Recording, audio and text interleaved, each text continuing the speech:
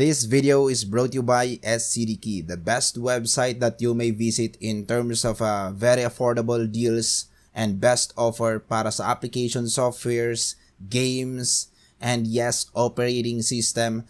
And syempre, napakadali rin mag-sign up since you can just sign up using your social media account or Google account or manually sign up sa kanilang website. And there you are, you may check the Windows 10 Pro, and by using our promo code, ma-avail mo lang siya ng around $14.95 or 700 plus pesos. And yes, there are a lot of payment options using your credit card, debit card, via PayPal account, or if you have a PayPal account like mine, yun yung gagamitin natin. That's it mga kaibigan. Check the description below. May mga links po tayo dyan to go directly sa kanilang website. Welcome sa ating channel mga kaibigan. Nandito tayo ngayon para sa initial B550 Motherboard Roundup. Okay, so pagkukumparahin natin yung mga motherboard na nakuha ko so far since a month ago. Actually, hinanpick ko na lang muna yung mga models na medyo familiar and interesting. Pero marami pa. Actually, may mga budget motherboards pa na hindi kasama dito. Kaso nga lang, ipapaliwanag ko mamaya sa ating comparison kung bakit. Kasi may mga ilang budget motherboards na sinama na rin po ako sa B550. Pero most of the motherboards are the bang for the buck. Or if not pinaka-cheapest or pinakamura, pero at least those a bit more dun sa mainstream up to the enthusiast side ng mga motherboards muna yung mga ipapakita ko sa inyo. Anyway mga kaibigan, let's go ahead. Of course, iiksihan ko lang. I will just be telling you the testing methodology and then some important details, and let's proceed on the benchmark. Alright, so feel free to subscribe dahil marami pang PC builds and of course, dedicated motherboard reviews na ipapakita natin in the coming days.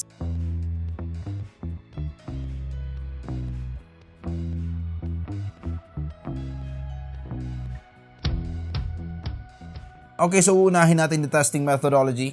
You may just check yung description natin. Nandyan yung written, short, brief overview of how do I test motherboards. Actually, mayroon din ako mga in-upload before on how I do the testing.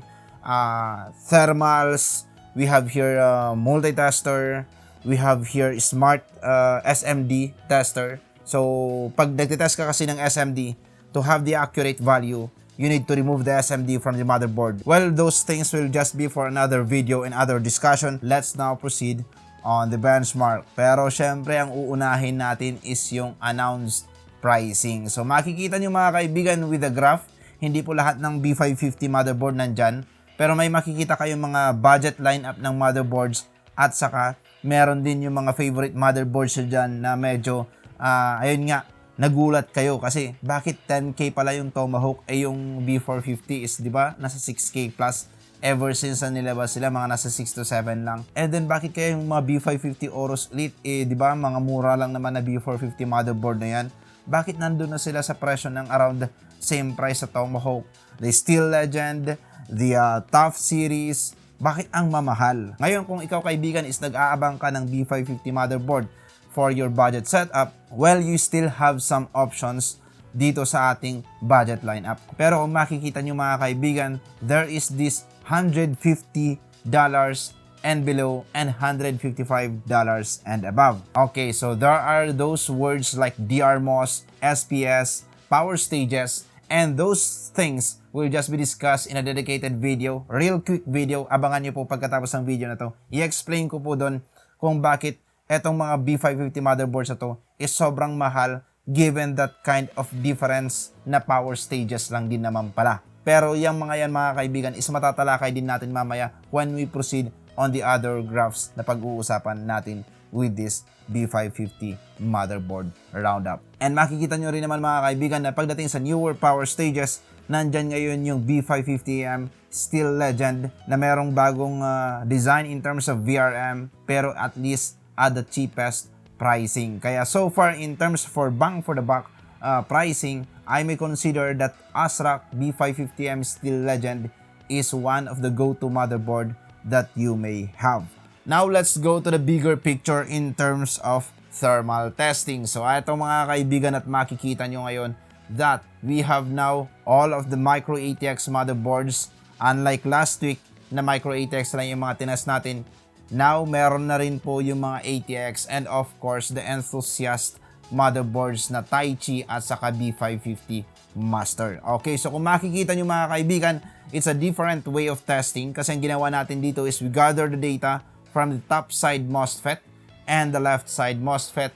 Kasi nga po, ang ating testing methodology mga kaibigan is we are gathering data from the different side ng motherboard. Dahil sa ating motherboard mga kaibigan, merong mga designs that they have also those core faces at the top and at the side. Pero may mga motherboards din po mga kaibigan like this that there is only the SoC faces at the top and lahat na ng mga core faces is nasa side. Ngayon, if we will just be going to have a single temperature or data, then we will be having a bit different findings. Ang mangyari po dito is lalabas po na average temperature lang yung maipapakita ko sa inyo. Or I may just choose to have the left side temperature, kaso nga lang it will not give you the whole story or the bigger picture kung gaano nga talaga nagpe-perform ang isang motherboard in terms of thermals. So I come up with a solution na lang na since this is how it works naman pagdating sa mga technician side, pagdating sa pagre-repair, you need to gather the hottest part of the motherboard from top and left side. So yun na lang po yung ginamit nating. It is also practiced din naman by kitguru and of course also the Bermor, which is using the static settings of voltage bago siya mag-benchmark ng thermal. Ngayon mga kaibigan, makikita natin ngayon that the Tomahawk got the best in terms of design, in terms of layout. Kaya naman ito ang may pinakamalamig na VRM overall compared to the other motherboards. While what we have proven in here mga kaibigan is sa pricing ng Tomahawk that is more or less 10K. Nakita natin na kayang-kaya niyang i-handle yung Ryzen 9 processor. This only means mga kaibigan na in terms of thermal headroom, pagdating sa power headroom, meron siyang good enough to handle the Ryzen 9 kahit pa naka-manually overclock siya at a 4.2 GHz all cores, at a 1.250 volts, and of course, ambient temperature of 32 degrees Celsius. Dito natin makikita that it's now the best or the coolest motherboard in the lineup or in the comparison. Pero the best thing that I may call this B550 Tomahawk dito sa part na to, it is the best bang for the buck motherboard that you may have from the B550 lineup. Pero ayun nga lang mga kaibigan, we will not also forget na ito po is ATX motherboard that it only fits sa mga ATX chassis din. Of course, kung gusto nyo naman ng micro ATX, we have here the Asus B550M Tough Gaming plus Wi-Fi that is almost or closely on par sa Mortar. Medyo nagkatalo nga lang sa layout. So kung ang ginawa lang sana ng MSI sa kanilang Mortar Wi-Fi is same layout of VRM like this, kahit sabihin na lang nating mas mababa yung face count niya, since halos magka-face count din naman sila ng Tough. Kung ginaya lang sana nila itong layout ng Tomahawk sa kanilang Mortar Wi-Fi, come out sana na almost on par sila ng Asus Tough motherboard. Pero yun nga, sad to say, it may shows up na closely on par, if not better, on some perspective on different judgment. Kasi meron siyang mas mataas na headroom pagdating sa ampere in terms of current. Pero regardless of that concern, naging concern lang naman siya kasi merong Asus Tough na pwede nating i-compare sa kanya. Pero kung wala lang sanang Asus Tough na motherboard, well, Mortar Wi-Fi is yes, the best motherboard in the micro ATX lineup. Pero it will not also remove the part na Mortar Wi-Fi is one of the go-to micro ATX motherboard that you may consider with this Asus B550M Tough Gaming. Now let's move on to the Enthusiast motherboard. So we have here the B550 Aorus Master. Well, hindi na natin may kakaila na meron talaga siyang mas malamig na thermals. Pero it's not supposed to be in this kind of comparison since this is a comparison of motherboards at a more or less 10K pricing. These two motherboards should not be in here or in this kind of comparison kasi nga meron silang ibang face count, meron silang higher power delivery compared to the other motherboards, so that will leads to some misconception na baka isipin natin mga kaibigan, porket mas mataas yung thermals niya compared sa B550 Tomahawk, is eto na po yung mga mas pangit na motherboard. Well, anyway, let's proceed to this kind of graph. Look at the graph mga kaibigan, makikita nyo na yung phase count is sobrang layo. Ibig sabihin, these motherboards comes with a more stable voltage, power delivery compared sa Tomahawk. So power delivery wise, this motherboards comes with a bigger headroom. Ibig sabihin, like the Gigabyte B550 Aorus Master, okay, so sabihin na lang natin that is for the current, and power is voltage times current. So ibig sabihin, merong mas mataas na malayong headroom pagdating sa Aorus Master compared sa B550 Tomahawk. So if you will be going our extreme overclocking, B550 Aorus Master or this Taichi are the go-to motherboards that you may consider. Pero in terms of pricing and in terms of spec sheet, I think I will be going for the B550 Aorus Master on this part. Structural wise, this is a better motherboard for me. Data sheet is already showing me that this motherboard can really assure na meron tayong mas malaking headroom compared sa Taichi that is teamed 14 plus 2 phases. Alright, so with that being said mga kaibigan, let's now proceed dun sa taas na bahagi. Makikita natin dito that the B450 motherboards are suffering pagdating dito sa comparison na to. Well, tulad nga ng sinabi ko kanina or sa mga previous videos ko mga kaibigan, na porket nandyan na yung mga B450 motherboard natin is ibig sabihin pangit na po yung mga yan. It's just so happen mga kaibigan that the B550 lineup is a lineup that can drive Ryzen 9 processors. Kasi nga nag-focus na ang mga manufacturers in terms of VRM, in terms of power delivery.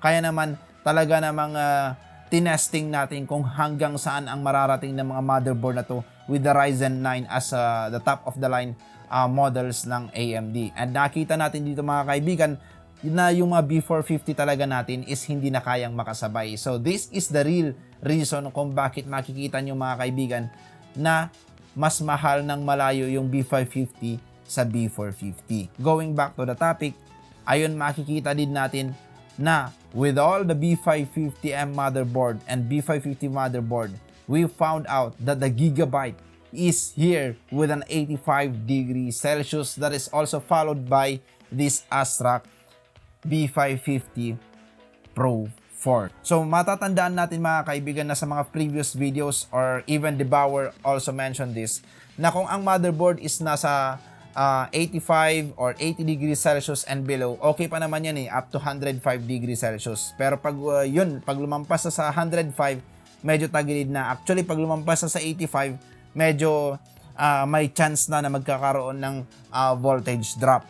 So, dito natin makikita mga kaibigan na tanging ang Gigabyte ang merong lumampas na motherboard sa 85 degrees Celsius. Siyempre, wala pa dyan yung ibang budget motherboards ng ibang brands. Pero dito natin makikita mga kaibigan that the best motherboard Gigabyte can offer for the Micro ATX lineup, one of the best, if not the best, is B550 Aorus Pro. That is on par with the Steel Legend, that is on par with the Asus stuff, that is on par with the Mortar Wi-Fi in terms of model-to-model comparison. Pero makikita din naman natin kaibigan na sobrang mura nila prenesyohan etong B550 nila. Bakit kaya? Dahil nga po, it's still using the same kind of VRM design or power stages na nasa B450. Medyo mas naging robust lang, medyo mas na-improve lang in terms of phase count and in terms of circuitry pagdating sa electronic side. Pero still components or design pa rin ng B450. Kaya naman mga kaibigan, makikita natin hindi niya kinaya na i-drive yung Ryzen 9 natin at below 85 degrees Celsius thermals, and yes, makikita natin na medyo mas close siya sa benchmark ng mga B450 motherboards sa ating comparison. Pero sir, bakit yung ASRock nandyan din sa almost 80 degrees Celsius or 85 degrees Celsius? Siyempre mga kaibigan, dito rin natin makikita that the ASRock is also a budget motherboard. Isa sa mga pinakamurang motherboard sa ating comparison ngayon. Pero, what ASRock did is so good. What they did is they loaded the left side MOSFETs with this very heavy heatsink. So, kahit papaano na-compensate ng maayos. Ngayon, this is the secret, mga kaibigan, kung bakit yung B550 Tomahawk is a lot cooler. Pero what MSI did here is yung I/O shroud at saka yung heatsink ng VRM is iisa lang, and all of that kind of thing na nakikita nyo dyan, nakala nyo aesthetic lang, are all aluminum. So yun po yung ginawa po nung MSI na ginawa rin ni ASRock sa kanilang motherboard.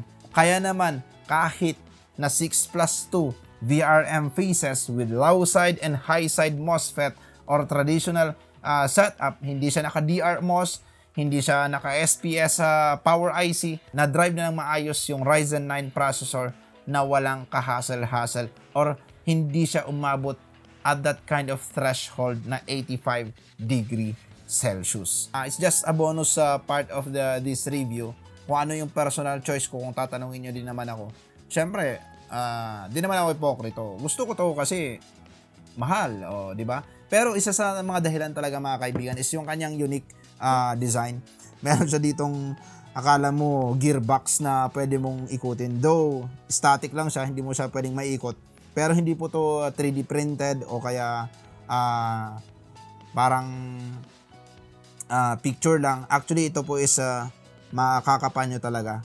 Na separate po yung gear dyan at saka yung nasa ilalim niya. So magkakahiwa-hiwalay po yan. So in terms of design, trip na trip ko siya. And then of course yung kanyang power delivery, di rin naman natin may kakala na it's one of the best motherboard. Of course, the part na prinesyohan ito ni ASRock ng sobrang mahal, then we'll expect it also na meron siyang magandang power delivery. So hindi rin naman nagkulang si ASRock dyan. USB ports, I love the number of USB ports. BIOS flashback, which is pretty common with all the motherboards. Yung kanyang cover sa motherboard sa front side at saka sa kanyang rear side. Meron din naman sa Urus Master. Pero isa talaga sa mga pinaka-significant na dahilan is yung number din ng SATA ports. Marami yung SATA ports ng ASRock B550 Taichi compared sa mga ibang motherboards na traditionally nasa 6 or more lang yung kanilang number of SATA ports, and I'm into more storage talaga. And then syempre, the best part is itong design niya talaga na to, na meron siyang gearbox assembly dyan.